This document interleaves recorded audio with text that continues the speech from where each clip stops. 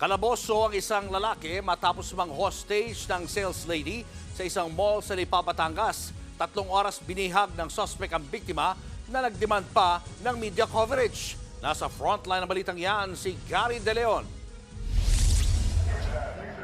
Nakasakal at tinututukan ng patalim ng lalaking yan ng isang sales lady habang pababa ng escalator ng isang mall sa Lipa, Batangas.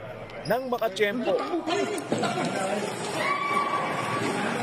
nagkumahog ang mga pulis papalapit sa suspect hanggang sa makorner siya sa escalator. Agad na pinaghiwalay ang biktima at suspect. Nahuli na po.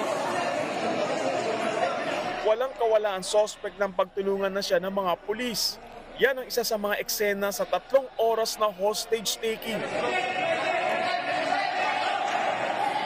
Ayon sa mga otoridad, nagsimula yan sa loob ng isang gadget store kung saan biniyag ng lalaki ang babaeng empleyado. Agad naman rumusponde ang mga pulis para makipagnegosasyon.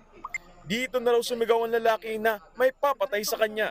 Sabi nila manyakis ako sa banda. Pwede din nila ako pakulong. Nagdemand din daw ng media ang hostage taker at gusto ring makausap ang kanyang pamilya. Habang hinihintay yan, agad na isinara ang kalawang palapag ng mall kung saan nangyari ang pambibihag. Dito na nangyari ang pangko-corner. According sa kanya, meron daw gusto nga pumatay sa kanya. Pinagbibintangan niya yung kanyang kamag-anak. According sa kanya, parang sinasangkot siya sa isang krimen. Dagdag pa ng mga pulis. As per a revelation ng kanyang asawa, dati daw itong may history ng drug addiction. So most probably, subject for validation pa rin and then confirmation kung as of now, gumagamit pa rin siya ng illegal drugs. Samantala, dinala naman sa ospital ang sales lady na nagtamo ng mga galos sa kaliwang kamay, sugat sa daliri at bakas ng pagkakasakal. Nakaranas din daw ng matinding takot ang biktima dahil sa pangyayari.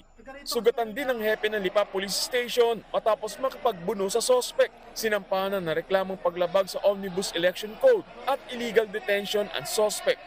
Nagbabalita mula sa frontline, Gary De Leon, News 5. Mga kapatid, Julius Babaw po. Iba na ang may alam at may pakialam sa panahon ngayon.